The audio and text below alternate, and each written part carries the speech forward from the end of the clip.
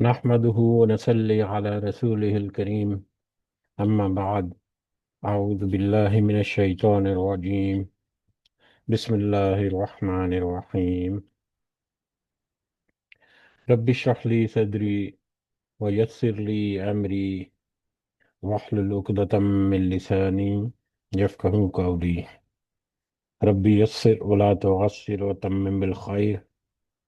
اللهم لا سهل إلا ما جعلته سهلا وأنت تجعل الحزن إذا شئت سهلا. اللهم انفعنا بما علمتنا وعلمنا ما ينفعنا وزدنا علما. آمین یا رب العالمین۔ آج ہم انشاءاللہ اللہ کے خاص فضل و کرم سے، اس کی خاص رحمت و توفیق سے، سورۃ البقرہ کی آیت نمبر 180 نمبر آیت سے آنورڈ اپنا سبق دیکھیں گے اور کچھ آیات کو سمجھنے کی کوشش کریں گے۔ سب سے پہلے ہم اسی کی حمد اور اسی کا شکر اور اسی کی تعریف کرتے ہیں جس نے ہمیں یہ وقت اور یہ مہلت عطا فرمائی، جس نے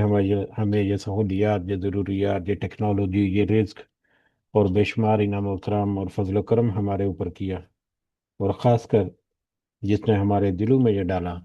کہ ہم اس بابرکت کلام کو سمجھنے کی کوشش کریں۔ اللہ تعالیٰ سے دعا ہے کہ اس کوشش میں ہمیں استقامت نصیب فرمائے، اس کی صحیح سمجھ اللہ تعالیٰ ہمیں عطا فرمائے، اس کے ذریعے سے اللہ تعالیٰ ہمیں اپنی اور اپنے ساتھیوں کی اصلاح کرنے کی توفیق عطا فرمائے، اور دنیا کے ساتھ ساتھ اللہ ہمیں آخرت کی کامیابی اور بھلائی اور اپنا خاص فضل و کرم ہمارے شامل حال رکھے۔ آمین یا رب العالمین۔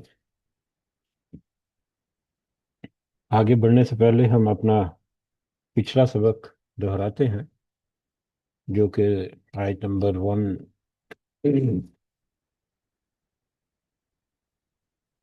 177 سے 179 تک، جس میں اللہ تعالیٰ نے فرمایا، ساری اچھائی مشرق و مغرب کی طرف منہ کرنے میں ہی نہیں، بلکہ حقیقتاً اچھا وہ شخص ہے جو اللہ تعالیٰ پر، قیامت کے دن پر، فرشتوں پر، کتاب پر اور نبیوں پر ایمان رکھنے والا ہو،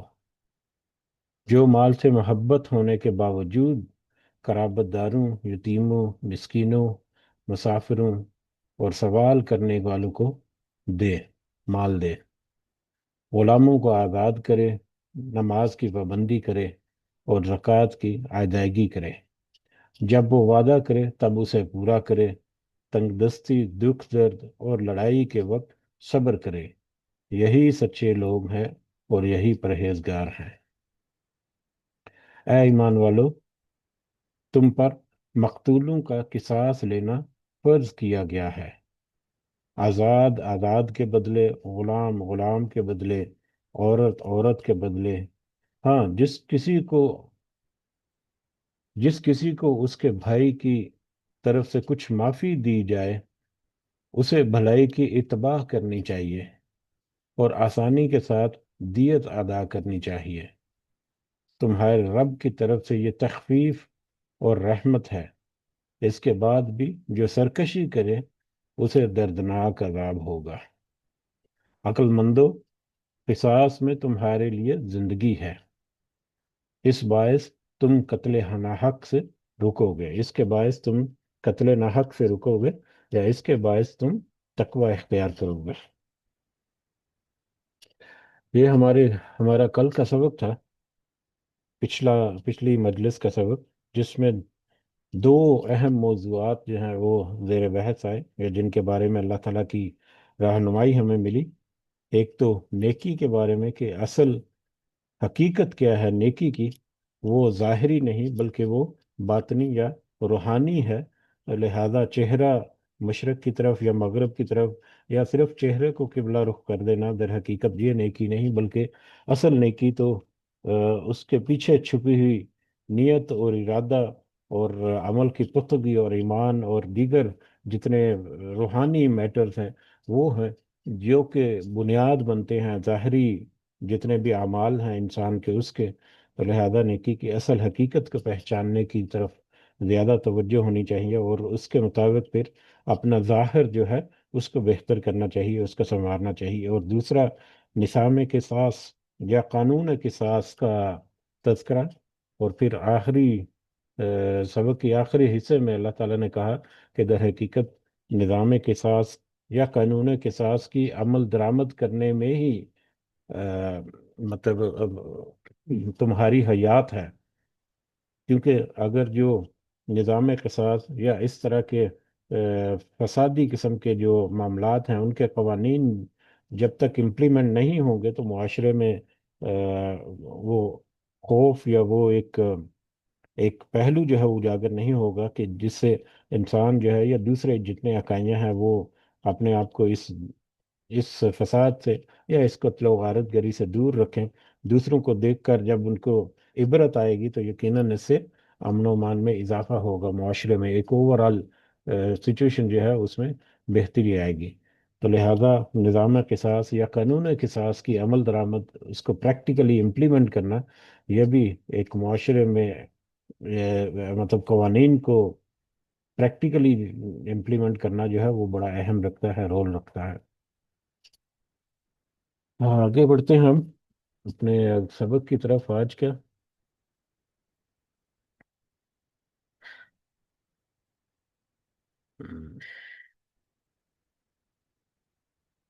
جی، آج کا ہمارا سبق آیت نمبر 180 سے آنورڈ ہے۔ اعوذ باللہ من الشیطان الرجیم۔ جیسا کہ ہم نے محسوس کیا یا پچھلے سبق میں ہم نے بات بھی کی تھی کہ مختلف موضوعات جو ہیں وہ یکے بعد دیگرے جو ہیں وہ ہمارے سامنے آ رہے ہیں، جیسا کہ ڈاکٹر اسرار احمد نے کہا کہ لڑیوں کی شکل میں۔ تو یہاں پر ہم دیکھتے ہیں کہ احکامات جو ہیں یا امت محمدی جو ہے صلی اللہ علیہ وسلم، ان کی ان کو مزید نکھارنے کے لیے، ان کو زندگی پریکٹیکل جو ان کے کرنے کے کام ہے اور جو نہ کرنے کے کام ہے، ان میں وضاحت جو ہے وہ مختلف مقامات پر ملتی ہے۔ پچھلی سبق میں بھی ہم نے دیکھا کہ جو دو موضوع ابھی جب ہم نے اس کو دیکھا، نیکی کی اصل حقیقت اور نظام کے ساتھ، وہ بھی مسلمانوں کی یا ایک معاشرتی اصلاح کرنے کے لیے اہم احکامات یا اہم پہلو جو ہیں وہ ذکر ہوئے۔ اب اگلا جو ہے 180 نمبر آیت، جس میں اللہ تعالیٰ نے فرمایا اعوذ باللہ من الشیطان الرجیم، کتب علیکم، تم پر فرض کر دیا گیا، لکھ دیا گیا، اذا حضر احدکم الموت، کہ جب آئے تم میں سے کسی ایک کو موت، تم میں سے جب کسی ایک کو موت آئے تو اس موت کے قریب یا موت کا مزہ چکھنے والے کے لیے فرض کر دیا گیا، ان طرح کا خیرن، کہ اگر وہ چھوڑے، ان کا طرح کا اگر وہ چھوڑے خیرن کوئی مال، خیر یہاں پر مال کے نسبت سے ہے، یا مال کے معنوں میں ہے، ترکے کے معنوں میں ہے، یا وراثت کے معنوں میں ہے۔ اگر کوئی وراثت یا مال یا ترکہ اپنے پیچھے چھوڑنا ہو، یا اس کو توقع ہو کہ وہ اپنے پیچھے ایک ترکہ جو ہے وہ چھوڑ کر جائے گا، کچھ مال چھوڑ کر جائے گا، تو پھر اس کے لیے فرض کیا گیا ہے الوصیت، وصیت کرنا، وصیت کرنا فرض کر دیا گیا ہے۔ اور اس کے لیے جس کو امید ہے یا جس کے پاس کوئی وراثت ہے، ترکہ ہے، اور اس کو امید ہے کہ اس کی موت کے وقت وہ ترکہ اس کی ملکیت میں ہوگا، تو اس کے لیے فرض ہے کہ وہ کچھ نہ کچھ وصیت کرے۔ کس کے لیے وصیت کرے؟ کیونکہ ترکہ اور مال کا تذکرہ ہو رہا ہے، تو لہذا اس مال یا اس ترکے یا اس وراثت کی نسبت سے کچھ وصیت کر چھوڑے، للوالدین، والدین کے لیے، والاقربین، اور قریبی رشتہ داروں کے لیے، بالمعروفی، معروف طریقے سے، معروف انداز میں۔ وراثت کا تقسیم یا وراثت کے مال کو اپنے وارثین میں مطلب تقسیم کرنا، یہ ایک موضوع ہے جو کہ آیت نمبر 180 سے لے کر 182، یہ دو تین آیات میں یہ موضوع ہمیں ملے گا۔ آیت نمبر 180 میں یا اس مقام پر یہاں پر وراثت کے بارے میں ایک تو ابتدائی احکام جو ہے اس کا تذکرہ ملے گا، اور دوسرا وصیت کرنے کی اہمیت جو ہے وہ ہمیں ان آیات سے اندازہ ہوگی یا اجاگر ہوتی ہے کہ وصیت کرنے کی اہمیت ایک انسان کے لیے کس قدر ضروری ہے۔ تو وراثت کے بارے میں سب سے ابتدائی احکام جو ہے وہ اس آیت مبارکہ میں، آیت نمبر 180 کے پہلے حصے میں ہمیں ملے، لیکن بعد میں سورہ نساء جب نازل ہوئی تو سورہ نساء میں جو وراثت کے تفصیلی قوانین تھے، کس کو کتنا حصہ ملے گا، بیوی کو کتنا حصہ ملے گا، بیٹے کو اور بیٹیوں کو کتنا حصہ ملے گا، اسی طرح والدین اگر ہیں تو ان کو کتنا حصہ ملے گا، کوئی اگر رشتہ جو نہیں ہے ان کے بدلے دوسرا جو ہے اس کو کتنا، بڑے تفصیل کے ساتھ کیلکولیٹڈ انداز میں مطلب جو وراثت کے قوانین ہے وہ سورہ نساء میں مطلب تذکرہ ہوئے، جو کہ اس کے بعد آنے والی آیات تھی، نازل ہونے والی آیات۔ تو لہذا ابتدائی طور پر اللہ تعالیٰ نے یہاں پر اس آیت میں وراثت کی تقسیم کے لیے اللہ تعالیٰ نے حکم دیا کہ جب تم ترکہ چھوڑ کر مرنے موت کی تمہیں امید ہو، کہ اس صورت میں تم والدین اور قریبی رشتہ داروں کے لیے معروف انداز میں وصیت کر چھوڑا کرو، یہ تمہارے لیے ضروری ہے۔ اب یہ ابتدائی احکام جو ہے وہ یہاں پر ہمیں کیوں ملے؟ براہ راست وراثت کے قوانین بھی ہیں مل سکتے تھے، تو جیسا کہ ہمیں پتہ ہے کہ بہت سارے احکامات ایسے ہیں جو کہ بتدریج نازل ہوئے، بہت سارے ایسے احکامات ایسے ہیں جو پہلے ابتدائی شکل ان کی بہت آسان تھی، مختصر تھی، لیکن بعد میں تفصیلی قوانین جب بعد میں مزید مطلب فائن ٹیونڈ ورژن جو ہے وہ امپلیمنٹ کر کے پچھلا جو حکم تھا اس کو معطل کر دیا گیا یا اس کو سیکنڈری کر دیا گیا۔ تو اسی طرح سے یہ وراثت کا قانون جو ہے وہ بھی ہے۔ اسلام میں زمانہ جاہلیت میں نبی کریم صلی اللہ علیہ وسلم کے مبعوث ہونے سے پہلے یا اسلام کے ظاہر ہونے سے پہلے بہت ساری ناانصافیاں معاشرتی معاملات میں تھیں، قتل و غارت گری بھی تھی، اور مطلب رسومات وغیرہ میں بھی تھی۔ وہیں پر جو بے شمار جو ناانصافیوں کے معاملات تھے، علماء کے ساتھ کس طرح کیا جاتا، عورتوں کے ساتھ، یتیموں کے ساتھ، وہیں پر وراثت کے قوانین جو ہیں یا وراثت کے معاملات میں بھی کوئی خاص قانون یا کوئی خاص لائحہ عمل نہیں تھا، لیکن البتہ وہ اب ترکے میں یا وراثت میں صرف اپنی بیوی یا اپنے اولاد جو ہے صرف اسی کو حقدار سمجھتے تھے، اس کے علاوہ باقی رشتہ دار جو ہے، یہاں تک کہ ماں باپ جو ہے وہ بھی ان کو بھی وراثت میں حصہ دار نہیں سمجھا جاتا تھا یا نہیں بنایا جاتا تھا۔ تو لہذا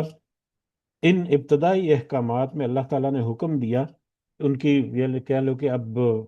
ذہن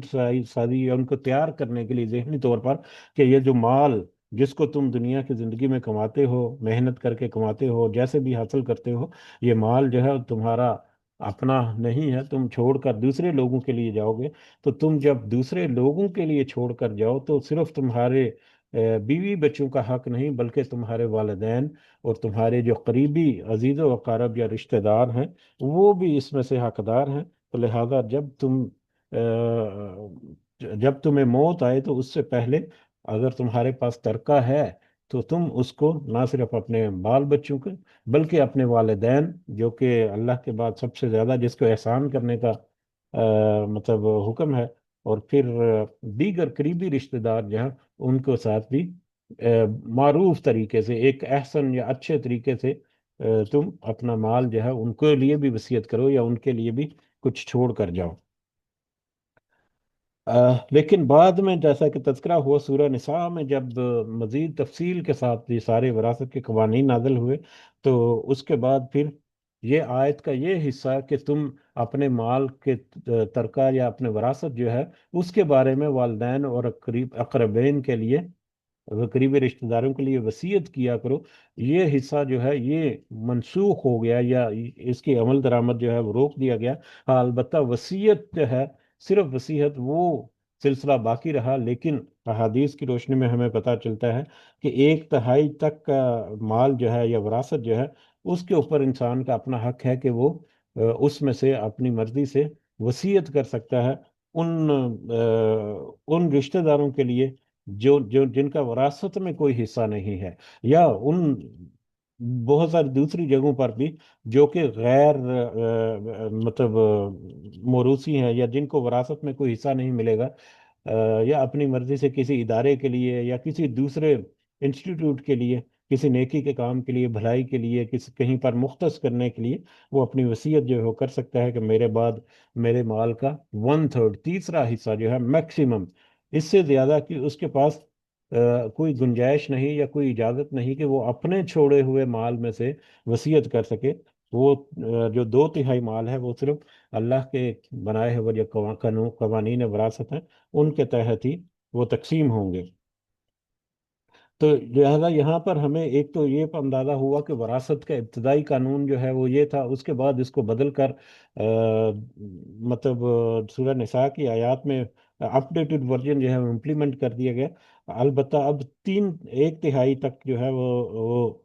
वरासत को वो अपनी मर्जी से वो वसीयत कर सकता है। तो वरासत की वसीयत करने की ताकीद और वसीयत को पूरी करने की अहमियत जो है उसको हम थोड़ा सा हल्का सा तज़किरा करते हैं, फिर हम अपने इस सबक को आगे लेकर बढ़ते हैं।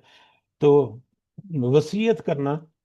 इस आयत की रूह से भी और कुछ दीगर अहादीस से भी हमें पता चलता है कि यह बड़ा मुस्तहब अमल है। और माल का तीसरा हिस्सा जो है वो वसीयत किया जा सकता है, उससे ज़्यादा की वसीयत करना, बल्कि तीसरा हिस्सा भी नहीं, उलमा कहते हैं कि तीसरे हिस्से से भी कम जो है वो वसीयत करो।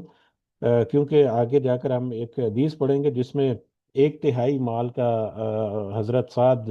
ने रजी अल्लाह तआला अन्हु ने इजाज़त चाही। तो नबी करीम सल्लल्लाहु अलैहि वसल्लम ने कहा कि हाँ, एक एक तिहाई ठीक है, लेकिन ये भी हालांकि ये भी ज्यादा है, लेकिन एक तिहाई तक तुम वसीयत कर सकते हो। तो बहरहाल इस ज़मन में वसीयत की अहमियत, जो वसीयत की ताकीद करना जो है वो हमें बहुत सारे जो कुरान की आयत आगे आएंगी उनमें भी हमें इसका अंदाजा होगा कि जब कोई इंसान की वसीयत मौजूद हो तो उसका तरका या उसकी वरासत तकसीम करने से पहले अपने जो रिश्तेदार हैं जिनके ऊपर अल्लाह ताला ने हुक्म दिया है वरासत तकसीम करने का, उससे पहले उसका कर्ज की अदायगी और उसकी वसीयत की तकमील जो है वो ज़रूरी है। अगर कोई किसी ने कुछ वसीयत की है तो उस वसीयत को पूरा किया जाएगा, उस कर्ज को पहले अदा किया जाएगा जो उसके जिम्मे था। उसके बाद जो बाकी माल बचेगा या बाकी जो वरासत या तरका बचेगा उसको फिर उसके रिश्तेदारों में वही कवानीन जो है अल्लाह ताला के उनके मुताबिक तकसीम जो है वो किया जाएगा। सूरह निसा में मतलब जैसा कि सूरह निसा के नंबर 11 में भी और 12 में भी है कि इस वसीयत के बाद जो वो कर जाए या कर्ज के बाद, यानी उसके तरके की तकसीम होगी उस वसीयत को पूरा करने के बाद और उस कर्ज की अदायगी के बाद जो छोड़कर मर गया। इसी तरह से तिरमिजी में हमें पता चलता है, तिरमिजी की एक रिवायत जिससे अंदाजा होता है कि अल्लाह ताला ने वर्षा के हिस्से मुकर्रर कर दिए, लिहाजा अब उनके लिए वसीयत करना जायज़ नहीं है। यानी अब जब जिसको अल्लाह ताला ने वारस मुकर्रर कर दिया या जिसको हकदार बना दिया कि वर्षे में तरके में से उसका हक है, उसके लिए वसीयत करना जायज़ नहीं है। अपनी ज़िंदगी में वो अपने जो औलाद है उनमें वो बराबर की तकसीम के साथ वो जितना मर्जी खर्च कर सकता है या दीगर दुनिया में जितना मर्जी वो अपनी ज़िंदगी के दौरान खर्च करे, लेकिन वसीयत अपने मौत के बाद उसको अपने हिस्सा जो है अपने विरासत में जो रिश्तेदार हैं उनके दरमियान अपनी मर्जी से तकसीम करने की इजाज़त नहीं है। जैसा कि तिरमिज़ी की एक हदीस का तज़किरा है, हज़रत आम्र बिन खारजा रज़ी अल्लाह तआला अन्हु से रिवायत है कि मैंने रसूलुल्लाह सल्लल्लाहु अलैहि वसल्लम को खुतबे में इरशाद फरमाते हुए सुना, अल्लाह ताला ने हर हकदार को उसका हक अता फरमा दिया, लिहाजा अब वारिस के लिए कोई वसीयत नहीं है। गैर वारिस के लिए वन थर्ड की वसीयत जो है वो की जा सकती है। बुखारी की एक और हदीस जो है वो हज़रत अब्दुल्ला बिन अब्बास रज़ी अल्लाह तआला अन्हु बयान करते हैं कि शुरू इस्लाम में मिरास का माल औलाद के लिए होता था और माँ माँ बाप के लिए वसीयत होती थी, फिर अल्लाह ताला ने इसमें से जो चाहा मनसूख कर दिया। यानी शुरू में जैसे कि इस आयत में हमें पता चलता है कि उससे पहले कवानीन जो क्या कह लेके सिर्फ अपने बाल बच्चों को ही देना है, लेकिन अल्लाह ताला ने हुक्म दिया कि अपने वालिदैन और करीबी रिश्तेदार जो हैं उनके लिए भी वसीयत किया करो। लेकिन बाद में सूरह निसा जब नाजिल हुई तो उसके बाद फिर इन चीज़ों को, इन वसीयत के इस हिस्से को मनसूख कर दिया, ना वो अपने वालिदैन के लिए वसीयत कर सकता है, ना ही अपने औलाद, अपनी बीवी और अपने बच्चों के लिए, क्योंकि वो तो वरासत में ऑलरेडी हकदार हैं अल्लाह ताला के मुकर्रर करदा हिस्से के मुताबिक। उसके अलावा कुछ जो रिश्तेदार हैं या दीगर कहीं पर भी वो अपना एक तिहाई माल तक जो है वो खर्च कर सकता है। जैसा कि बुखारी की रिवायत है, हजरत साद रज़ी अल्लाह तआला अन्हु ने अपनी बीमारी में, उनकी एक बेटी थी, वो मालदार भी थे माशाल्लाह, तो उन्होंने अपनी बीमारी में रसूलुल्लाह सल्लल्लाहु अलैहि वसल्लम से अर्ज की کہ اے اللہ کے رسول، میرے پاس بہت مال ہے اور میری وارث صرف ایک بیٹی ہے، تو کیا میں اپنے 2/3 مال کی وصیت کر جاؤں؟ یعنی 2/3 مال جو ہے وہ اس بیٹی کے علاوہ کسی اور کو میں مطلب تفویض کر جاؤں؟ تو رسول اللہ صلی اللہ علیہ وسلم نے فرمایا نہیں۔ پھر انہوں نے پوچھا کیا میں نصف یعنی آدھا مال وصیت کر دوں؟ آپ صلی اللہ علیہ وسلم نے فرمایا نہیں۔ انہوں نے پھر پوچھا کہ 1/3 مال کی وصیت کر دوں؟ تو آپ صلی اللہ علیہ وسلم نے فرمایا 1/3 مال کی وصیت کر دو، اگرچہ 1/3 مال بھی بہت ہے یا زیادہ ہے۔ تو اس حدیث سے ہمیں پتہ چلتا ہے کہ 1/3 تک وصیت کی جا سکتی ہے، کیونکہ وہ بھی نبی کریم صلی اللہ علیہ وسلم کے الفاظ جو حدیث کے کہ وہ بھی زیادہ ہی ہے، لیکن اس حد تک تمہیں اجازت ہے۔ تو علماء کہتے ہیں کہ بہتر یہی ہے کہ 1/3 یا اس سے بھی کچھ تھوڑی سی کم مقدار میں کیا جائے، تاکہ کوئی کچھ پلس مائنس کیلکولیشن کرتے ہوئے 1/3 سے کوئی زیادہ ہونے کا چانس نہ ہو، تو لہذا 1/3 سے کم جو ہے وہ ترکہ جو ہے وہ وصیت کیا جا سکتا ہے۔ دوسرا اس میں اہم جو ہے وصیت کے بارے میں، کہ جب بھی کوئی بندہ وصیت کرنے کا کوئی ارادہ کرے یا کوئی سوچے یا کچھ ارادہ ایسا رکھتا ہو کہ میرے مال میں سے 1/3 یا کچھ جو بھی حصہ وہ چاہے اپنے کسی نیک مقصد کے لیے استعمال کرنا چاہے، تو ایسی صورت میں اس کو چاہیے کہ وہ فوراً اسے اپنے پاس تحریر کر لے، اپنی تحریری شکل میں اپنے پاس رکھ لے۔ جیسا کہ صحیح بخاری اور صحیح مسلم کی ایک روایت ہے، حضرت عبداللہ بن عمر رضی اللہ تعالیٰ عنہ بیان کرتے ہیں کہ رسول اللہ صلی اللہ علیہ وسلم نے فرمایا، کسی مسلمان کو یہ حق نہیں پہنچتا کہ اس کے پاس کوئی چیز ہو جس کے بارے میں وہ وصیت کرنا چاہتا ہو، پھر وہ وصیت لکھے بغیر 2 راتیں بھی گزارے۔ اگر کسی وصیت کا ارادہ ہے، کسی کو کوئی وصیت کرنا چاہتا ہے، تو اس کے لیے ضروری ہے کہ وہ اپنے اس وصیت کے جو بھی مطلب وصیت کے مندرجات ہیں یا وصیت کیا ہے، اس کو پھر اپنے پاس تحریری صورت میں لکھ دے۔ اس کے لیے جائز نہیں کہ وہ 2 راتیں جو ہیں اس کے بغیر گزارے، کہ اس کے ذہن میں یا اس کی نیت ارادے میں ہے کہ وہ اس کو اپنی وصیت کرنا چاہتا ہے کسی بھی مقصد کے لیے، لیکن وہ اس کو لکھ کر اپنے پاس نہ رکھے۔ اس صحیح مسلم کی حدیث سے ہمیں پتہ چلتا ہے، حضرت عبداللہ بن عمر رضی اللہ تعالیٰ عنہ بیان کرتے ہیں، رسول اللہ صلی اللہ علیہ وسلم کا یہ فرمان سننے کے بعد ایک رات بھی نہ گزری تھی کہ میں نے اپنی وصیت لکھ کر اپنے پاس رکھ لی۔ تو صحابہ کرام کو جب جیسے ہی یہ پتہ چلا کہ ان کے ذمہ وصیت کرنا جو ہے وہ کیا لیں کہ ضروری ہے، نبی کریم صلی اللہ علیہ وسلم نے وصیت کے لکھ کر رکھنے کا حکم دیا، تو صحابہ کرام جو ہے وہ فوراً اس کے اوپر عمل درآمد کرتے تھے۔ اب یہاں پر 1/3 جو ہے وہ اپنی مرضی سے حصہ جو ہے وہ مقرر کرنا، اس کی بھی بہت ساری اہمیت یا بہت سارے فوائد یا بہت سارے پہلو ہمیں نظر آتے ہیں۔ بہت سارے رشتہ داروں میں سے ایسے لوگ ہو سکتے ہیں جن کی وراثت میں کوئی حصہ نہیں ہوتا، تو ان کے حق میں وہ 1/3 مال میں سے اپنی مرضی سے وصیت کر سکتا ہے۔ اس کی بہترین مثال جو ہے وہ ہے کہ ایک شخص کی جو پوتے پوتیاں، اس کا اپنا بیٹا جو ہے وہ اس کی زندگی میں وفات پا گیا، اس بیٹے کی آگے جو اولاد ہے وہ ترکے میں شامل نہیں، وراثت میں حقدار نہیں ہوتی یا حصہ دار نہیں ہوتی۔ یعنی اپنے بیٹے کی اولاد یعنی پوتے اور پوتیاں جو ہیں وہ وراثت میں حقدار نہیں ہوتی اگر بیٹا جو ہے وہ زندگی میں ہی وفات پا چکا ہے، کیونکہ بیٹے کا حقدار ہے وراثت کا، بیٹے کے آگے اولاد جو ہے وہ نہیں ہے۔ تو ایسی صورت میں جب اس کو پتا ہے کہ اس کے کوئی پوتے پوتیاں یا کچھ ایسے رشتہ دار ہیں جو کہ بہت قریبی ہیں، بہت محبت کرنے والے، بہت محبت کا بھی رشتہ ہے، لیکن ان کے لیے وصیت میں کوئی حصہ نہیں ہے، تو ایسے رشتہ داروں کے لیے وہ اپنی مرضی سے 1/3 میں سے ایک معروف طریقے سے حصہ جو ہے مقرر کر سکتا ہے۔ اس کے علاوہ دیگر کچھ انسٹیٹیوٹس ہیں، ادارے ہیں، مدرسے ہیں، تعلیمی ادارے ہیں، نیکی کے دوسرے کام ہیں، جن کے لیے وہ اپنی ترکے میں سے اپنا حصہ جو ہے 1/3 جو ہے وہ مختص کر سکتا ہے۔ تو لہذا وصیت کرنا بھی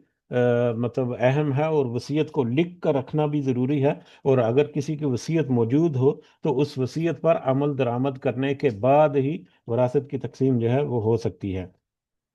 وراثت کے قوانین جو ہیں جو یہاں پر ہمیں ابتدائی حکم ملے اور بعد میں سورہ نساء میں جا کر تک تفصیلی احکامات ہیں، ان کو اگر ہم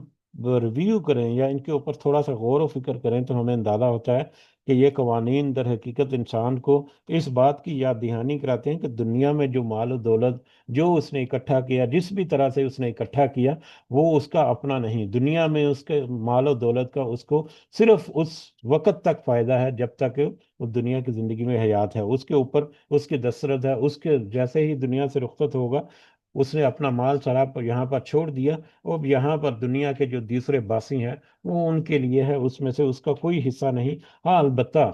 وہ عمل یا وہ نیکی جو اس مال میں سے اس نے کما لی، وہی اس کے ساتھ جائے گی، وگرنہ اس کا مال جو ہے وہ دنیا میں ہی رہے گا اور دنیا میں دوسرے لوگوں کے کام آئے گا، جس طرح سے اس نے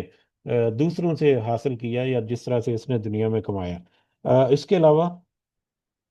اس کا جیسا کہ تذکرہ ہوا کہ مال کے اوپر ایک تہائی سے زیادہ حصہ بھی نہیں ہے،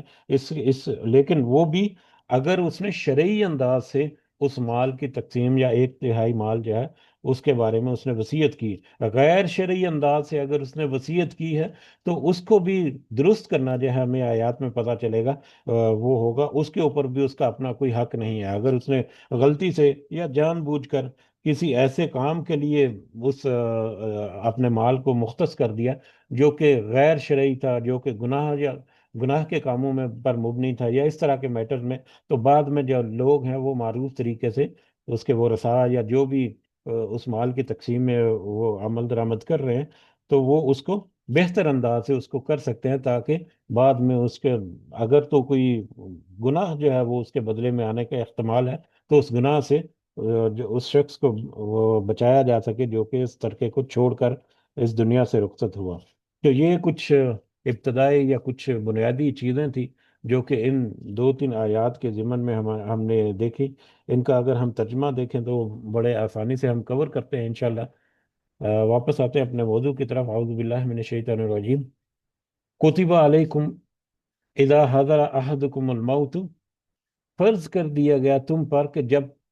تم میں سے کسی کو موت آئے، ان طرح کا خیرن، اگر وہ مال چھوڑ کر مر رہا ہے، الوصیت تو وصیت کرنا اس کے لیے فرض ہے، للوالدین والاقربین بالمعروف، والدین کے لیے اور قریبی رشتہ داروں کے لیے معروف طریقے سے، حقا علی المتقین، یہ حق ہے پرہیزگاروں پر، یعنی پرہیزگار لوگ جو ہیں ان پر یہ لازم ہے یا ان پر یہ حق ہے کہ وہ اس حق کو پورا کریں یا اس حق کو وہ بجا لائیں، کہ یعنی جو متقی اور پرہیزگار لوگ ہیں وہ تو اس پر صحیح حق سمجھ کر اس پر عمل درآمد ہونے والے ہیں۔ جو اس پر حق سمجھ کر عمل درآمد نہیں کرتا وہ گویا کہ متقی نہیں، یا جس کو یہ پتا چلے وہ اس کے مطابق اپنے اعمال کو درست کر دے تو وہ در حقیقت متقی ہے، وہ پرہیزگار بندہ ہے۔ فمن بدلہ، پس جو بدل دے اسے، اب ہو کہ وہ وصیت کر دی، اس نے وصیت کر کے وہ دنیا سے جا چکا، اب بعد میں جو اس کے وارث ہیں یا دوسرے لوگ جو اب اس وصیت پر عمل درآمد کرنا جن کی ذمہ داری ہے، اب ان کا وہاں پر یعنی تذکرہ ہے۔ فمن بدلہ بعد ما سمعہ، پس جو بدل دے اسے اس کے بعد کہ اس نے سن لیا، اس وصیت کو سن لینے کے بعد، اس وصیت کو دیکھ لینے کے بعد، اب جو اس وصیت کو بدل دے بعد میں اس ترکے کی تقسیم کے سلسلے میں، فَإِنَّمَا اسْمُهُ عَلَى الَّذِينَ يُبَدِّلُونَهُ، تو بے شک اس کا گناہ ان پر ہے جو وہ سب تبدیل کرتے ہیں اسے۔ تو اس وصیت کی تبدیلی کا گناہ جو ہے وہ اس شخص کے ذمہ ہوگا جس نے اس وصیت کو بدل ڈالا۔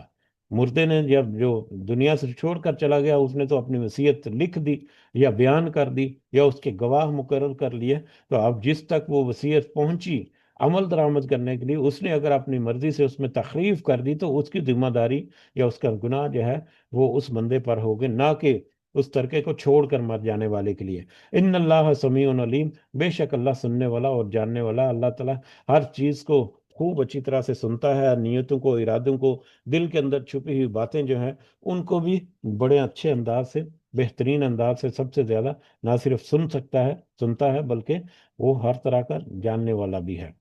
ظاہری اور باطنی ہر بات کو۔ فمن خاف من موسن، پس جسے خوف ہو وصیت کرنے والا، اب وہ وصیت کرنے والا مر گیا، اب اس کے بعد اس کے جو مال ہے یا ترکہ ہے اس کی تقسیم میں اگر کوئی خوف ہو، بس جسے کوئی خوف ہو وصیت کرنے والے سے جنفن طرفداری کا،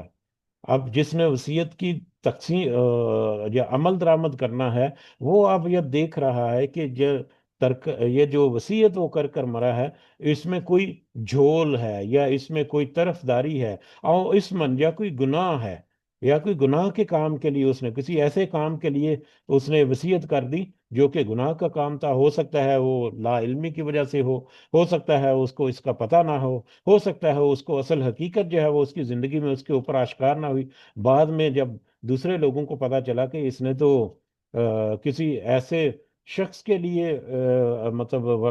وصیت کر دی جو کہ اس کا حقدار نہیں تھا وصیت کا، یا اس نے کسی ایسے کام کے لیے وصیت کر دی جو کہ گناہ کا کام تھا، تو ایسی صورت میں فاصلح بینہم، تو اس کو چاہیے کہ وہ اصلاح کر دے ان کے درمیان، فلا اسم علیہ، تو نہیں کوئی گناہ اس پر، تو ایسی صورت میں اگر وہ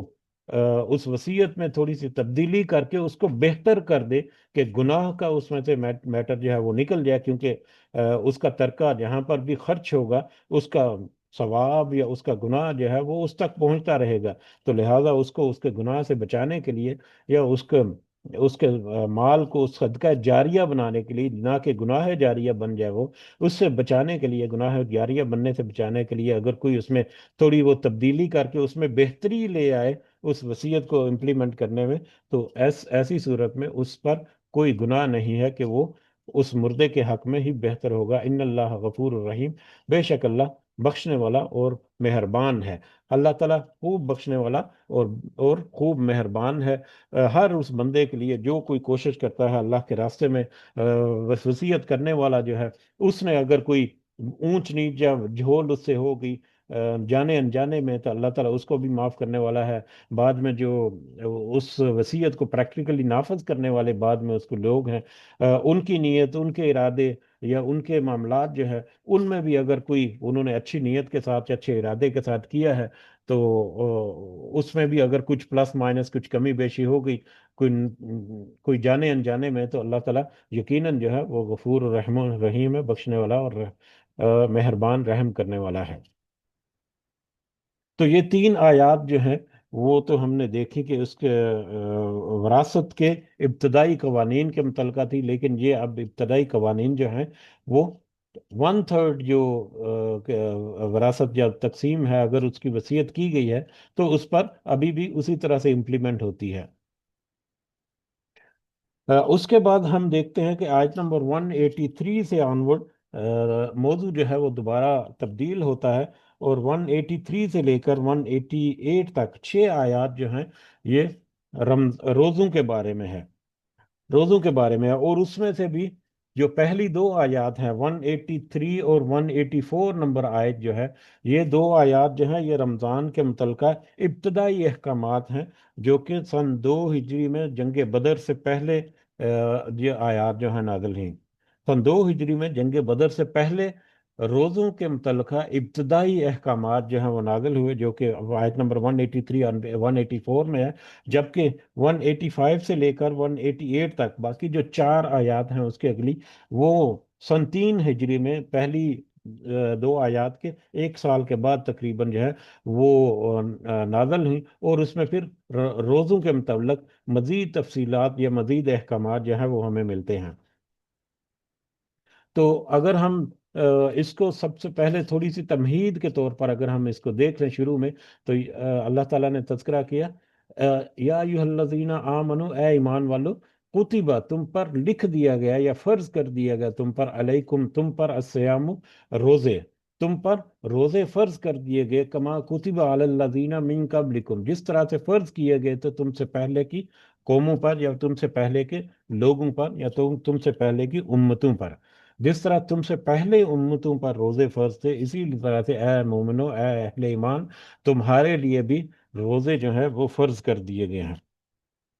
اب روزہ کیا ہے؟ یقیناً اس کے بارے میں بہت ساری باتیں جو ہیں وہ ہم خوب اچھی طرح سے جانتے ہیں، اللہ تعالیٰ ہم سب کو زیادہ سے زیادہ رمضان جو ہے وہ ہم اپنی زندگی میں توفیق عطا فرمائے، اور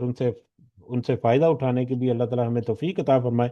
रोज़ा जो है वो अल्लाह की रज़ा की खातिर कुछ हलाल चीज़ों को फजर से लेकर मगरिब तक तर्क कर देना, और दीगर उसके जितने ज़ैली अहकामात हैं उनकी पासदारी करते हुए रोज़े रखना जो है वो एक रोज़ा है। या रोज़ा जो है वो असल की उसकी असल जो है वो क्या है।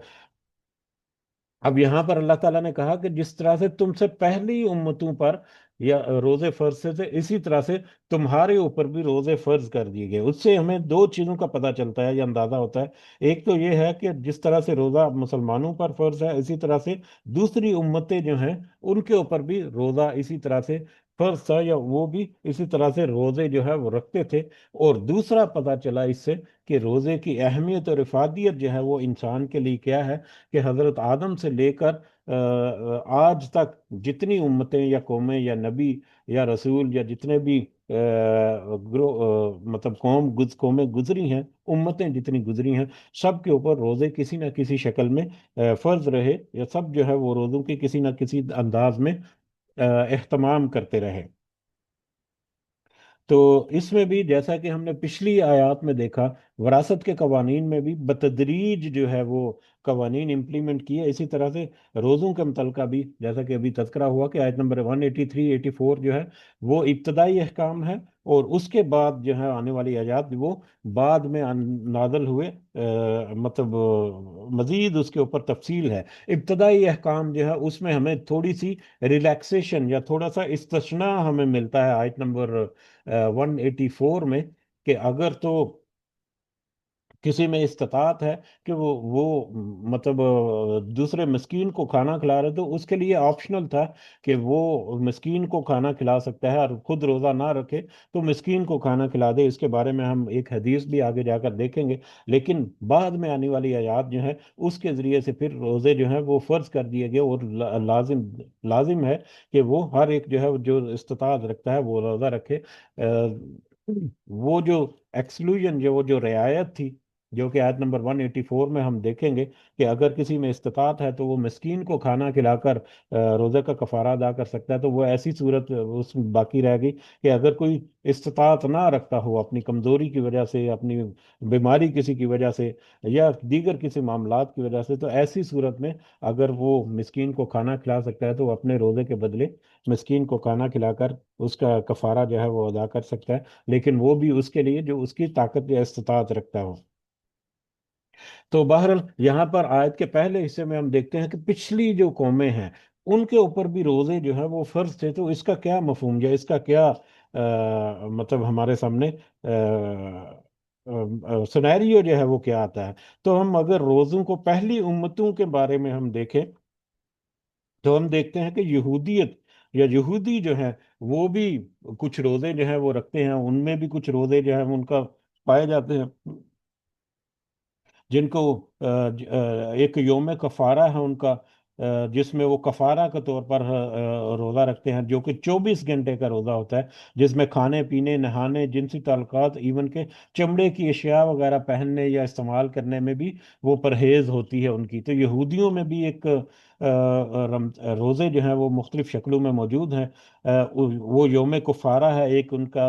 उसमें वो रोज़ा रखते हैं। इसके अलावा हैकल सुलेमानी उनका जब तबाह हुआ तो उसके कह लें कि सोग में कह लें कि वो रोज़ा रखते हैं। इसी तरह से फास्ट ऑफ इस्तर जो है वो इस तरह से है उनका। तो कुछ मौके पर या कुछ उनकी तारीखी मामलात में वो कुछ रोज़े जो हैं वो रखते हैं, जो कि 24 घंटे का मुकम्मल रोज़ा होता है, जिसमें खाने पीने नहाने इवन के नहाने की भी उनको ममानत है। जिनसी ताल्लुकात जो हैं वो भी, चमड़े की चीज़ें जो हैं वो पहनने से परहेज करते हैं। इसी तरह से ईसाइयत में अगर देखा जाए तो ईसाइयत में भी 40 दिन के जुजवी रोज़े भी होते हैं। जुजवी रोज़े का मतलब ये है कि उसमें खाने पीने में एहतियात की जाती है, और गोश्त और अंडा और शराब या इस तरह की चीज़ें जो हैं उससे परहेज की जाती है, और कुछ चीज़ें जो हैं वो इस्तेमाल की जा सकती हैं और कुछ चीज़ें जो है वो इस्तेमाल नहीं की जा सकती। और ये 40 दिन का एक जुजवी किस्म का रोज़ा, जिसमें पार्शल कह लें कि हमारा तो एक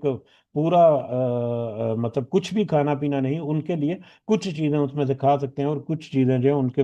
लिए ममानत है। इसी तरह से 40 दिन के अलावा गुड फ्राइडे और ऐश वेनसडे का भी एक कंसेप्ट जो है उनमें है, जिसमें वो रोज़ा रखते हैं। इसके अलावा अगर हिंदू मत में देखा जाए, तो हिंदू मत में आपने देखकर सुना होगा व्रत रखते हैं। व्रत रखते हैं, खवातीन खासकर वो व्रत रखती हैं। तो वो व्रत जो है वो रोज़े की एक शक्ल जो है कह लें कि उसमें, जिसमें वो जुज़वी तौर पर या मुकम्मल तौर पर अपना फाका जो है वो करते हैं। जिसमें अगर जुज़वी तौर पर है तो फल, दूध या पानी और बाज़ इस तरह की कई चीज़ें जो हैं उनसे वो परहेज करते हैं, और मुसलसल कई दिन तक परहेज करते हैं। जिसमें उनके मतलब एक एकादशी करके एक कंसेप्ट है उनका, या एक त्यौहार है, उस सिलसिले में रोज़ा रखते हैं। या एक बहुत मशहूर है कि वो करवा चौथ रखते हैं। करवा चौथ करके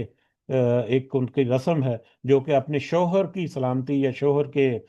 लिए कुछ मन्नत या दुआएं वगैरह करने के लिए इस तरह से वो रोज़ा रखती हैं। तो कुछ शायद चांद जब नजर आता है तो उस दिन रखती हैं, या कैसे रखती हैं। बाहर हिंदुइज्म जो है उसमें भी है। इसी तरह से बुद्ध मत को अगर देखा जाए तो उसमें भी मुख्तलिफ शक्लें जो हैं वो रोज़े की हैं। जिसमें दोपहर के बाद खाने से गुरेज किया जाता है, और मुकम्मल दिन का भी रोज़ा जो है वो कभी किसी सूरत में होता है, या किसी सूरत में सिर्फ पानी या थोड़ी सी खुराक के साथ वो रोज़ा रखा जाता है। जिसमें अब वो कमरी चार चार कमरी दिन जो है वो उसमें रोज़ा रखते हैं। या एक बुधा डे है उनका, बुद्ध मत का बुधा डे है, जिसमें वो इस तरह से रोज़ा रखते हैं। इसी तरह से जैनिज्म जो है उसमें भी कुछ शक्लें हैं, जिसमें मुकम्मल फाका करते हैं, और बाज़ औक़ात जो है वो कई कई दिन तक सिर्फ पानी और कुछ चीज़ें जो हैं उन पे वो अपना गुजारा करते हैं, और बाकी चीज़ों को वो तर्क रखते हैं। और मुख्तलिफ मौके पर ये करते हैं। और उनमें से एक ये भी है कि सलीखाना सलीखाना करके एक कोई रस्म कह लें या उनका एक मामला कह लें, जिसमें वो आखिरी उम्र में, अपने आखिरी उम्र में बुढ़ापे में जाकर रजाकाना तौर पर फाका शिकशी करते हैं। रजाकाना रजाकाराना तौर पर वो खाना पीना जो है वो छोड़ देते हैं या उसको कम कर देते हैं। उसका मकसद उनका ये होता है कि इससे उनकी जो पूरे जिंदगी के दौरान जो उन्होंने कुछ गुनाह किए हैं, या उन्होंने दूसरों के ऊपर कुछ कुछ जुल्म और ज्यादती या इस तरह से कोई मामलात हो गए, तो उसके कफारे के तौर पर या उसके छुटकारे के तौर पर वो मतलब इस तरह से मामलात करते हैं अपनी आखिरी उम्र में। तो इस तरह से जैनिज्म जो है उसमें भी रोजे जो है वो ये सारे मज़ाहब जो हैं ये पहले से भी मौजूद हैं। इस्लाम से पहले के मज़ाहिब सारे। इसी तरह से मुशरकीन अरब का अगर देखें कि इस्लाम से पहले मुशरकीन अरब का रवैया क्या था, वो कुछ मामलात में कुछ उनके मिले जो रुझान थे, जैसा कि मतलब हिंदू वगैरह या इस तरह के कंसेप्ट से जो उनके रोज़े रखते थे। लेकिन उनके जो आम कह ले को जो कबायली उनके मामलात हैं, या दीगर उनके रोज़मर्रा की ज़िंदगी में, वो खुद तो उस तरह से रोज़े नहीं रखते थे किसी किसी तरतीब के साथ, या किसी कानून के तहत आकर, या किसी सोची समझे मंसूबे के साथ। लेकिन अलबत्ता वो अपने घोड़ों को रोजे रखवाते थे। घोड़ों को मशक्कत में डालते थे, या घोड़ों को रोजे रखाते थे। उनको सख्त धूप में भी उनको मतलब लू वाली धूप जो है, जिसमें सख्त किस्म की लू होती थी, उसमें भी उनको लेकर जाते थे। खुद वो उन्होंने बड़ा प्रोटेक्टिव किस्म के कपड़े वगैरह पहने होते थे, लेकिन घोड़े जो है वो नंगे बदन होते थे। और उसके अलावा उनको फिर भूखा प्यासा भी रखे जाते, ताकि वो सख्त मिशन जो है उनके लिए उनको सुधारा जा सके, उनके लिए उनको ट्रेनिंग की जा सके। तो उनकी ट्रेनिंग, उनके सख्त मिशन जो है, एक तो कत्ल गारत गरी जो है, एक दूसरे कबीलों के ऊपर धावा बोलना, और उनके ऊपर गलबा पाना, और इस तरह के दंगा फसाद वाले उनके ज्यादातर जो मिशन जो हैं वो होते थे। बहरहाल अपने उन सख्त मिशन के सख्त हालात का मुकाबला करने के लिए अपने घोड़ों को सुधारने के लिए या उनको तैयार करने के लिए उनकी ट्रेनिंग के तौर पर अपने घोड़ों को रोजे जो है वो रखाया करते थे। इसी तरह ये आयात नाज़िल होने से पहले नबी करीम सल्लल्लाहु अलैहि वसल्लम जो हैं वो भी रमज़ान के रोज़े फ़र्ज होने से पहले अयाम बीद के रोज़े जो है, एक महीने में 3 रोज़े जो हैं वो रखते थे, खुद भी रखते थे, और सहाबा कराम को भी उसकी तरगीब देते थे। और सहाबा कराम भी नबी करीम सल्लल्लाहु अलैहि वसल्लम की इस हुक्म या इस सुन्नत के तहत सहाबा कराम जो है वो भी इस तरह के रोज़े रखते थे। ये सारी शक्लें जो हैं ये इन आयात या रमज़ान की के रोज़े जो है उनकी फर्जियत से पहले की हैं। अब पहले उम्मतों के रोजे जैसा कि हमने तज़किरा किया, वो कुछ खास मौके पर होते थे, एक तो। दूसरा, ان میں اکثر جو روزے ہیں یا اکثر جو ان میں جو معاملات ہیں وہ غیر اللہ کو خوش کرنے کے لیے یا غیر اللہ کی خوشنودی حاصل کرنے کے لیے یا اپنے دیگر مطلب مادی معاملات میں، جیسے کہ ہندوازم میں دیکھا ہم نے کہ ورت رکھتی تھی، وہ کروا چوتھ جسے ہم کہتے ہیں، تو وہ اپنے خاوند کی سلامتی کے لیے وہ رکھتی تھی۔ تو اس طرح کے مقاصد جو ہے غیر اللہ کے لیے، غیر اللہ کو خوش کرنے کے لیے یا غیر اللہ کے سے منسوب بہت ساری چیزیں جو ہیں ان کے ضمن میں وہ روزہ رکھتے تھے۔ جبکہ ہمارا اسلام جو ہے وہ روزے کا اصل مقصد دو پہلو جو ہے وہ ہمیں بتاتا ہے۔ ایک پہلو جو ہے کہ وہ تقوی کا حصول ہے، تاکہ وہ تقوی حاصل کریں، جہاں پر بھی روزے کا حکم ہے تو اس کے ساتھ ہے تاکہ روزے کو اس لیے فرض کر دیا تاکہ تقوی جو ہے وہ اختیار کریں۔ اور دوسرا ہے کہ اللہ تعالیٰ کا جو اجر ہے یا اللہ تعالیٰ کی رضا جو ہے، جو آخرت میں حاصل ہونے والی ہے، وہ انہیں حاصل ہو۔ اور اللہ تعالیٰ کی رضا آخرت میں کیا ہوگی وہ صرف اور صرف اللہ ہی جانتا ہے۔ اس کا اللہ تعالیٰ نے یہاں پر تذکرہ نہیں کیا کہ اس کے بدلے میں اللہ تعالیٰ کتنا اجر دے گا اسے، جیسا کہ حضرت ابو ہریرہ کی سے مروی ایک روایت ہے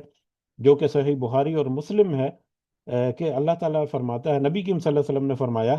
یہ حدیث قدسی کہہ سکتے ہیں، نبی کریم صلی اللہ علیہ وسلم نے فرمایا، اللہ تعالیٰ فرماتا ہے ابن آدم کا ہر عمل اس کے لیے ہے سوائے روزے کے، روزہ میرے لیے ہے اور میں ہی اس کی جزا دوں گا، اور روزہ آگ سے ڈھال ہے، لہذا جس جس روز تم میں سے کسی کا روزہ ہو، اس روز وہ فحش گوئی نہ کرے اور بیہودہ کلام نہ کرے، اور اگر کوئی دوسرا اس سے گالی گلوچ کرے یا لڑائی کرے تو وہ روزہ دار کو صرف تو روزہ دار کو صرف اتنا ہی کہنا چاہیے کہ میں روزہ دار ہوں۔ اس ذات کی قسم جس کے ہاتھ میں میری یعنی محمد صلی اللہ علیہ وسلم کی جان ہے، روزہ دار کے منہ کی بو قیامت کے دن اللہ تعالیٰ کو مشک کی خوشبو سے بھی زیادہ پسندیدہ ہوگی۔ روزہ دار کے لیے دو خوشیاں ہیں، ایک جب وہ روزہ افطار کرتا ہے تو خوش ہوتا ہے، دوسری جب وہ اپنے رب سے ملے گا تو اپنے روزے کا ثواب پا کر خوش ہوگا۔ تو رمضان کی اہمیت جو ہے دنیا میں تو اس کے بہت سارے فوائد جو ہیں دنیا میں، جسمانی اعتبار سے بھی بہت سارے کہتے ہیں کہ فلش ہو جاتا ہے سسٹم، یا میڈیکل بینیفٹس اور بہت سارے ہیں جو یقیناً ہم نے بہت سارے اس کے فوائد سنے ہوں گے۔ اس کے علاوہ روحانی اعتبار سے بھی بہت سارے فوائد انسان جو ہے وہ حاصل کرتا ہے، ایک قرب جو ہے وہ اللہ کا حاصل کرتا ہے، ایک خاص اس کو وقت یا خاص پورا ایک پیریڈ جو ہے اس کو میسر ہوتا ہے جس میں وہ تقوی اختیار کرنے کی طرف وہ اس کا رجحان ہوتا ہے، اور اکثر جو ہے بہت سارے اس میں کامیاب بھی ہو جاتے ہیں، اور پھر وہ پریکٹیکلی اگر تو پہلے تو کوئی کمزوریاں کمیاں ہوئیں تو بہت سارے ایسے ہیں جو کہ پھر رمضان کے بعد اپنے معاملات کو درست کرتے ہیں اور اللہ تعالیٰ ان کو توفیق دیتا ہے۔ تو یہ دنیاوی مقاصد ہیں، یا دنیا میں ظاہری اور روحانی اعتبار سے کچھ اس کے حاصل جو ہیں وہ ہوتے ہیں روزے کے، لیکن آخرت میں جو اللہ کی طرف سے جو حاصل ہوگا، اللہ تعالیٰ کی طرف سے جو اجر اور ثواب اور جو اللہ تعالیٰ کی رضا ملے گی، وہ دنیا میں اس کے کوئی اندازہ نہیں کر سکتا، کیونکہ اللہ تعالیٰ نے اس کو اپنے پاس محفوظ رکھا ہے۔ اسی طرح سے روزہ جو ہے وہ اسلام کی جو پانچ بنیادی چیزیں جو ہیں ان میں داخل ہیں، جیسا کہ بخاری کی ایک روایت، رسول اللہ صلی اللہ علیہ وسلم نے فرمایا اسلام کی بنیاد پانچ چیزوں پر ہے۔ نمبر ایک، اس بات کی گواہی دینا کہ اللہ کے علاوہ کوئی معبود نہیں اور محمد صلی اللہ علیہ وسلم اللہ کے رسول ہیں۔ نمبر دو، نماز قائم کرنا۔ نمبر تین، زکوٰۃ ادا کرنا۔ نمبر چار، حج کرنا۔ اور نمبر پانچ، رمضان کے روزے رکھنا۔ تو رمضان کے روزے جو ہیں یہ وہ اسلام کی جو پانچ بنیادی عقائد یا پانچ بنیادی جو ضرورتیں یا ریکوائرمنٹس ہیں جو کہ فرض ہیں، ان میں یہ رمضان کے روزے بھی شامل ہیں۔ ہاں، اس میں ایکسکلوژن جو ہے وہ ہے صاحب استطاعت ہونا چاہیے، یا جو اپنے مطلب جسمانی طور پر بھی اور کوئی بیماری وغیرہ کے یا اس طرح کے میٹر میں کچھ اس میں رعایات ملتی ہیں، لیکن جس کے پاس وہ رعایات نہیں ہے اس کے لیے لازم ہے کہ وہ روزے رکھے۔ یہ فرض ہیں۔ اسی طرح سے بخاری اور مسلم کی ایک روایت حضرت ابو ہریرہ رضی اللہ تعالیٰ عنہ سے رسول اللہ صلی اللہ علیہ وسلم نے فرمایا جب رمضان آتا ہے تو آسمان کے دروازے کھول دیے جاتے ہیں اور جہنم کے دروازے بند کر دیے جاتے ہیں اور شیاطین کو قید کر دیا جاتا ہے۔ اسی طرح سے بخاری اور مسلم کی ایک اور روایت، حضرت سہل بن سعد رضی اللہ تعالیٰ عنہ کہتے ہیں رسول اللہ صلی اللہ علیہ وسلم نے فرمایا جنت کا ایک دروازہ ہے جس کا نام ریان ہے، جس سے قیامت کے دن روزادار گزریں گے، ان کے علاوہ کوئی اس دروازے سے نہیں گزرے گا۔ تو جو دنیا کی زندگی میں جتنے بھی رمضان اللہ تعالیٰ نے اس کو میسر کیے، جو اس میں روزے رکھتا رہا اور صحیح معنوں میں صحیح نیت کے ساتھ، ارادے کے ساتھ اس نے بھرپور کوشش کر کے ان روزوں سے فائدہ اٹھانے کا مطلب کوشش کی، تو اس کے لیے یہاں پر خوشخبری ہے کہ اس کو ایک ایسے دروازے سے جنت میں داخل کیا جائے گا، یا جنت کے ایک ایسے دروازے سے گزرے گا وہ، کہ جس میں صرف روزے دار گزرتے ہیں، کوئی دوسرا عمل کرنے والا اس میں سے نہیں گزرے گا۔ تو اس طرح سے رمضان کے بے شمار فوائد ہم ان کو بہت سارے انداز میں جانتے ہیں، اس کے بہت سارے احکامات جو ہیں وہ بھی ہم ضرور اچھی طرح سے جانتے ہیں۔ تو لہٰذا ہم اپنے سبق کی طرف آتے ہیں، اور ٹو دی پوائنٹ آج جو ہے وہ آیت نمبر 183 اور 184، دو آیات جو ہیں جو ابتدائی احکام جو ہیں ان کو ہم آج ترجمہ دیکھ لیتے ہیں، باقی اسے اگلی آیات جو ہے نا وہ اپنے ہم کل کے سبق میں ہم دیکھیں گے انشاءاللہ۔ تو شروع کرتے ہیں واپس آیت نمبر 183، اعوذ باللہ من الشیطان الرجیم۔ یا ایھا الذین آمنو، اے ایمان والو، کتب علیکم الصیام، فرض کر دیے گئے تم پر روزے، کما کتب علی الذین من قبلکم، جس طرح سے فرض کر دیے گئے تھے تم سے پہلے لوگوں پر، لعلکم تتقون، تاکہ تم تقوی اختیار کرو، تاکہ تم پرہیزگاری اختیار کرو۔ اور پرہیزگاری تقوی کے بارے میں ایک مختصر ہم نے تذکرہ کر دیا کہ جو صحیح معنوں میں کوشش کرتا ہے رمضان کے روزوں کو بھرپور انداز میں رکھنے کا، بڑے جوش اور جذبہ ہوتا ہے رمضان کے شروع کے دنوں میں، بعد کے دنوں میں جا کے تھوڑا سا ہلکا بھی پڑ جاتا ہے، لیکن کچھ لوگ جو تھوڑی سی کوشش کرتے رہتے ہیں وہ یقیناً کامیاب ہوتے ہیں، اور بہت سارے لوگوں کو ہم نے اس تقوی کے حصول میں، رمضان کے بعد بھی اس تقوی کے حصول میں کامیابی جو ہے وہ ہم نے دیکھی ہے۔ تو کیونکہ تقوی جو ہے وہ انسان کے بنیادی جو اخلاق اور کردار ہے اس کا سنوارنے کا سب سے بہترین جو مظہر جو ہے وہ تقوی ہی ہے۔ صحیح بخاری اور مسلم کی ایک اور روایت ہمارے سامنے آتی ہے، جو کہ حضرت عبداللہ بن مسعود رضی اللہ تعالیٰ عنہ بیان کرتے ہیں۔ رسول اللہ صلی اللہ علیہ وسلم نے فرمایا، اے نوجوانوں، تم میں سے جو شادی کی استطاعت رکھے تو وہ شادی کر لے، اور جسے استطاعت نہ ہو تو وہ روزہ رکھے، کیونکہ یہ اس کی نفسانی خواہشات کو توڑ دے گا۔ یعنی جو صحیح معنوں میں تقوی اختیار کرنا چاہتا ہے اور چاہتا ہے کہ اللہ تعالیٰ کے حضور وہ مطلب اچھا کردار کا حامل شخص بنے، تو اس کو چاہیے کہ وہ روزہ رکھے، کیونکہ جب وہ روزہ رکھے گا تو آٹومیٹکلی بہت، روزہ میں جو ہے وہ صرف ظاہری طور پر صرف کھانے پینے اور جنسی تعلق سے پرہیز کا نام نہیں، بلکہ جو روزہ دار ہے روزے کی حالت میں وہ بہت ساری اور چیزوں سے شعوری، بشعوری اور غیر شعوری طور پر بھی تھوڑا سا اجتناب کرتا ہے، اپنی نظر کی حفاظت کچھ کرتا ہے، سوشل میڈیا کے اوپر تھوڑی سی احتیاط وہ برتے گا، اپنے کاروبار وغیرہ میں جب جائے گا تو وہاں پر وہ احتیاط برتے گا، خاص کر فحاشی اور اوریانی اور اس طرح کے میٹر جو ہے ان میں وہ خاص احتیاط برتتا ہے۔ تو اس ضمن میں اگر ہم دیکھیں تو یہ حدیث جو ہے وہ ایک بہترین رہنمائی کرتی ہیں کہ وہ لوگ جو شادی کی استطاعت نہیں رکھتے، تو ان کے لیے چاہیے کہ اپنے نفس کو کنٹرول کرنے کے لیے وہ مطلب روزے رکھیں، تاکہ وہ اپنے تقوی اختیار کریں، تاکہ وہ صحیح راستے پر اپنے آپ کو رکھ سکیں، کوئی گڈ مڈ نہ ہو سکے، یا وہ پورا دن یا پورا وقت جو ہے وہ فوکس رہیں اللہ تعالیٰ کے احکامات کی طرف۔ ایام معدودات، گنتی کے چند دن، گنتی کے چند دن ہے یہ روزے جو ہیں یہ گنتی کے چند دن ہے۔ اب یہ ایام معدودات جو ہیں اس کے بارے میں دو طرح کی رائے ہیں۔ ایک رائے یہ ہے کہ یہ کیونکہ ابتدائی احکامات میں ہے، اور ابتدائی احکامات میں 30 روزے رمضان کے جو ہیں وہ فرض نہیں تھے، 30 روزے رمضان کے اس کا مطلب حکم جو ہے یا اس کے بارے میں ارشاد جو ہے وہ اگلی آیات میں ملتا ہے۔ تو یہاں پر رمضان سے پہلے کے جو روزے تھے ان کے بارے میں تذکرہ ہے، گنتی کے چند یعنی معدودات جو ہیں، یعنی کہ 9 یا 9 سے کم، تو اس میں اکثر کہتے ہیں کہ وہ جو اس سے پہلے ایام بید کے روزے جو ہیں وہ رکھتے تھے، تو اس کے بارے میں ہے۔ لیکن ایک دوسری رائے جو ہے وہ یہ ہے کہ یہ 30 روزوں کے بارے میں ہے جو رمضان کے ہیں۔ تو بہرحال دونوں میں سے جو بھی رائے ہو، ہمارے لیے آج بہت واضح طور پر یہ موجود ہے احکامات کے رمضان کے 30 روزے جو ہیں وہ فرض ہیں، اور ان کے علاوہ مختلف مواقع پر روزے جو ہیں، جیسا کہ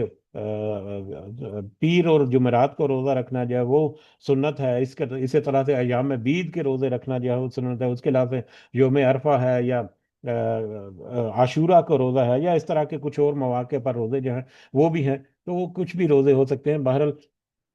ये गिनती के चंद अयाम हैं। ये रोजे जो हैं वो ज्यादा से ज्यादा 29 या 30 रोजे हैं जो तुम्हें एक साल में रखे हैं या मुकर्रर करता है। फमन कान मिनकुम मरीजन, तो पस जो हो मरीज, जो किसी मर्ज में हो, किसी बीमारी में मुब्तला हो, आओ अला सफरिन, या किसी सफर में हो, फाइद्दतुन, तो वो गिनती पूरा करे मिन अय्यामिन उखर, दूसरे दिनों में। तो अगर किसी बीमारी की वजह से या किसी सफर की वजह से कोई रोजे अगर छूट जाएं, तो फिर वो अपने रोजे जो हैं वो दूसरे अय्याम में उसको पूरा करे, या दूसरे अय्याम में बाद में, रमजान के बाद जब भी वो मौका हो उसके पास, तो वो उस रोजों की कज़ा जो है वो पूरी कर ले। कज़ा रोजे जो है रखकर अपने रोजों की तादाद पूरी कर ले। लेकिन ये तादाद जो है वो मिनिमम है, 29 या 28, 29 या 30, जितने भी रोजे इस साल में उसको हुए, जिस जगह पर वहाँ रह रहा है, तो वहां पर उसको उतने रोजे जो हैं वो मुकम्मल करने हैं। कुछ रोजे अगर छूट गए बीमारी की वजह से या सफर की वजह से, तो उनकी बाद में मतलब कज़ा जो है वो करके वो पूरे जरूर करने हैं। अब यहाँ पर मजीद बहुत सारी तफसील हैं, उसको हम स्किप करते हैं। कि मरीज जो है अगर वो इसकी ताकत नहीं रखता कि वो रोजे रख सके, तो ऐसी सूरत में अगली आयत जो है हमें इसी आयत का अगला हिस्सा भी और बाद में आने वाली आयत भी हमें इशारा करती है कि वो फिदिया अगर दे सकता है या किसी मिस्कीन को खाना खिला सकता है, तो उसके बदले में मतलब किसी मिस्कीन को खाना खिला दे। और मुसाफिर के लिए भी है कि मुसाफिर जो है अगर वो रोजा रखे तो बेहतर है, ना रखे तो भी वो बेहतर है। दोनों सूरतें में उसके लिए मतलब इजाजत है कि वो रोजे को छोड़ सकता है। लेकिन अगर वो रोजे को छोड़ेगा तो उस रोजे को बाद में वो मुकम्मल करेगा। बल्कि नबी करीम सल्लल्लाहु अलैहि वसल्लम ने तो हुक्म दिया कि अगर कोई मुशक्कत में पड़ने से बेहतर है कि रोजा ही ना रखे। कुछ हदीस हो सकता है कि कल के सबक में हम शामिल करें, कि जिसमें हमें इस चीज़ का अंदाजा हो कि नबी करीम सल्लल्लाहु अलैहि वसल्लम ने रोक दिया कई दफ़ा कि अगर कोई मुशक्कत में पड़कर अगर कोई रोज़ा, जैसे जैसा कि एक हदीस है कि एक शख्स जो है वो रोज़े से निढाल होकर गिर गया। कुछ लोग जो है वो उसके पास खड़े होकर उसको कोई हवा वगैरह जो है वो झल रहे थे या उसको कुछ देख रहे थे। तो नबी करीम सल्लल्लाहु अलैहि वसल्लम पास से गुजरे, उन्होंने पूछा कि ये क्या है, तो पता चला कि रोजे की सख्ती के जब मशक्कत की वजह से उसकी ये हालत हो गई है। तो नबी करीम सल्लल्लाहु अलैहि वसल्लम ने कहा कि ये इस तरह से रोजा रखना कोई नेकी नहीं है। अपने आप को मशक्कत में डालना जो है हमारे दीन में ये कोई नेकी नहीं है। नेकी ये है कि आसानी के साथ जो कोई अमल करे वो खुशसलूबी साथ साथ करे, ना कि वो बाद में मुशक्कत में अपने आप को डालने वाला हो। तो बहरहाल ये एक्सक्लूजन जो है ये उनके लिए है जो बीमार हैं या सफर में है। तो अपनी वो बीमारी या सफर की हालत में छूटे हुए रोजे जो है उनको बाद में वो पूरा करे। वो अलल्लज़ीन युतीकूना हो, और उन लोगों पर जो वो सब ताकत रखते हों, फिदियतुन, फिदिया देने की, या फिदिया है उनके लिए, फिदिया है ताआम मिस्कीन, एक मिस्कीन का खाना। जो ताकत रखते हो उनके लिए एक मिस्कीन का खाना जो है वो फिदिया है। ये है बुनियादी आयत का हिस्सा, जिसकी वजह से जो एक मेन फर्क है अगले बाद में आने वाले फर्जियत के और इब्तदाई अहकामात में। जो फर्क है इब्तदाई अहकाम में, यहाँ पर कुछ जो है वो इब्ने अब्बास या इस तरह के कुछ जो मुफसरीन हैं या कुछ सहाबा जो हैं, उन्होंने उसका तर्जमा ये किया, युतीकूनहु का मतलब है जो बहुत ही ज्यादा मुशक्कत जिनको उठानी करती पड़ती है रोजा रखने के लिए। जैसा कि कुछ बीमार हैं या जिस्मानी कमजोरी की वजह से बहुत ही ज्यादा मुशक्कत के साथ जो रोजा रखते हैं, तो उनके लिए बेहतर है कि फिदिया जो है वो देकर, एक मिस्कीन को खाना खिलाकर उसके बदले वो रोजे का फिदिया जो है वो दे सकते हैं। लेकिन अक्सर जो जमहूर जो मुफसरीन और उलमा हैं, उनकी नज़र में इसका मतलब यही है कि जो एक मिस्कीन को खाना खिलाने की ताकत रखता है, तो वो एक मिस्कीन को खाना खिलाकर उस रोजे का फिदिया दे सकता है। उसके बारे में कि मतलब वो कि खुद रोजा रखना ना चाहे तो एक मिस्कीन को खाना खिलाकर वो रोजे का फिदिया जो है वो दे सकता है। जैसा कि हमें सही बुखारी की एक हदीस से पता चलता है। हजरत सलामा बिन अकू रज़ियल्लाहु ताला अन्हु बयान करते हैं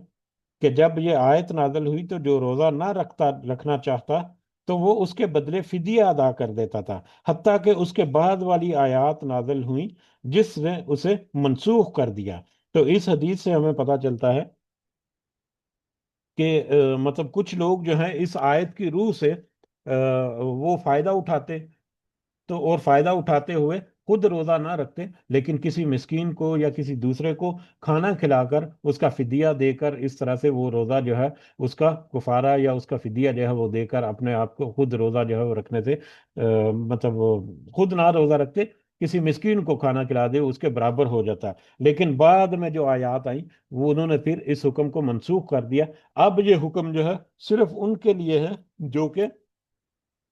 طاقت نہیں رکھتے، اپنی بیماری کی وجہ سے، اپنے بڑھاپے کی وجہ سے، اپنی کمزوری کی وجہ سے کچھ ایسا ان کو عارضہ لاحق ہے کہ اب وہ اپنی آئندہ زندگی کے دوران روزہ رکھنے کی ان کے طاقت اور توفیق نہیں ہے، تو ایسے لوگوں کے لیے اب یہ آیت کا یہ حصہ جو ہے وہ ہمیں رہنمائی کرتا ہے۔ جیسا کہ صحیح بخاری کی ایک روایت ہے، عطا رحمۃ اللہ علیہ جو ہے وہ بیان کرتے ہیں، انہوں نے حضرت عبداللہ بن عباس رضی اللہ تعالیٰ عنہ کو جب یہ تلاوت کرتے ہوئے سنا، تو انہوں نے کہا حضرت عبداللہ بن عباس نے کہ یہ آیت منسوخ نہیں ہے، بلکہ یہ ان بڑی عمر کے مرد و عورت کے بارے میں ہے جو روزے رکھنے کی استطاعت نہیں رکھتے اور وہ ہر دن کے بدلے ایک مسکین کو کھانا کھلا دیں۔ تو یعنی اب صحابہ کرام جو ہے ان کی بھی یہ روایات ہیں کہ اس آیت کا مطلب یہ ہے کہ وہ لوگ جو مطلب بعد میں آنے والی آیات کے بعد اس آیت کا مطلب اب یہ سمجھا جائے گا کہ جو اپنی بیماری کی وجہ سے یا اپنے جسم کی کمزوری کی وجہ سے، لاغری کی وجہ سے، بڑھاپے کی وجہ سے کوئی ایسا عارضہ ہے جس میں وہ روزہ نہیں رکھ سکتے اور ان کو امید بھی نہیں ہے کہ آئندہ زندگی میں وہ کفارہ وغیرہ بھی ادا کر سکتے ہیں، یعنی اس کے روزے کے بدلے میں قضا روزہ جو ہے وہ رکھ کر اس کا کفارہ ادا کر سکتے ہیں، تو ان کے لیے ہے کہ وہ فدیہ دے کر اس طرح سے مسکین کو روزہ جو ہے وہ اپنا پورا کر سکتے ہیں یا روزے کے بدلے میں فدیہ دے سکتے ہیں۔ فمن تطوع خیر، پس جو خوشی سے کرے خیرن بھلائی، فہو خیر اللہ، تو اس کے لیے بہتر ہے، یعنی وہ فدیہ جو ہے وہ ایک مسکین کی بجائے اگر زیادہ لوگوں کو کھانا کھلا سکتا ہے یا اپنی بڑھائی اپنے جو نیک کام ہے اس کو اور زیادہ کر سکتا ہے، وہ ان کو نہ صرف کھانا کھلائے بلکہ ان کو راشن ڈال دے، ان کے کپڑے بھی اہتمام کر دے، یا ایک کی بجائے دو یا تین یا زیادہ لوگوں کو اگر وہ کھانا کھلا سکتا ہے، اگر وہ بھلائی میں یا نیکی میں وہ بہتری کر سکتا ہے، اس میں اضافہ کر سکتا ہے، تو یہ اس کے لیے بہتر ہے، اس کا یقیناً اس کو اضافہ جو ہے وہ ملے گا۔ وہ ان تسومو، اور یہ کہ تم روزہ رکھو، وَأَن تَصُومُوا، اور یہ کہ تم سب روزہ رکھو، خیرun، یہ بہتر ہے، لکم، تمہارے لیے، ان کنتم تعلمون، اگر تم جانتے ہو، اگر تم جانتے ہو یا اگر تم علم رکھتے ہو یا اگر تمہارے لیے تم کچھ عقل و شعور رکھتے ہو تو تمہارے لیے بہتر یہی ہے کہ تم روزہ رکھو۔ یعنی پہلے حکم تو دیا، استثناء یا ایک نرمی تو ہے کہ اگر تم طاقت رکھتے ہو کہ ایک مسکین کو فدیہ دے کر تم روزے کا بدلہ جو ہے وہ کر سکتے ہو، لیکن اس کے باوجود تمہارے لیے بہتر یہی ہے کہ تم روزے رکھ کر اپنے آپ کو تقوی جو ہے وہ اس کی طرف لے کے آؤ، اپنا تقوی جو ہے اختیار کرو اور اپنی بھلائی جو ہے یا خیر جو ہے یا نیکی جو ہے اس میں اضافہ کرو، بہتر تمہارے لیے یہی ہے کہ تم روزہ چھوڑنے کی بجائے روزہ رکھ کر تم اللہ کا تقوی جو ہے وہ اختیار کرنے کی کوشش کرو۔ تو بہرحال یہ روزوں کا متعلقہ ابتدائی جو آیات ہیں وہ ہم نے آج کور کی، کل انشاءاللہ ہم اس سے آگے بڑھیں گے اس دعا کے ساتھ کہ اللہ تعالیٰ نے ہمیں جو آج وقت دیا اور جو ہمیں توفیق دی کہ ہم اپنا تھوڑا سا محنت، تھوڑی سی کوشش کر کے ہم نے کچھ آیات سننے کی، سمجھنے کی کوشش کی، اللہ تعالیٰ سے دعا ہے کہ ان پر ہمیں عمل کرنے کی بھی توفیق عطا فرمائے۔ آمین یا رب العالمین، وما علینا الا البلاغ المبین۔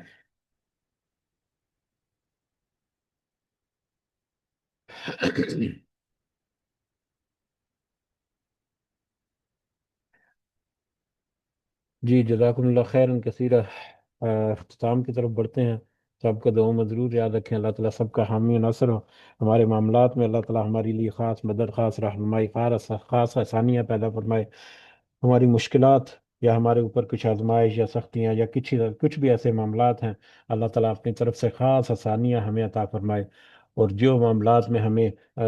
رزق اللہ تعالیٰ نے عطا کیا، اللہ تعالیٰ ہمیں یہ بھی توفیق عطا فرمائے کہ اس رزق سے ہم دنیا تو حاصل کرتے ہیں یا آخرت بھی ہم اس سے کمائیں۔ آمین یا رب العالمین۔ رب ارحمہما کما ربیانی صغیرہ، رب ارحمہما کما ربیانی صغیرہ، رب ارحمہما کما ربیانی صغیرہ۔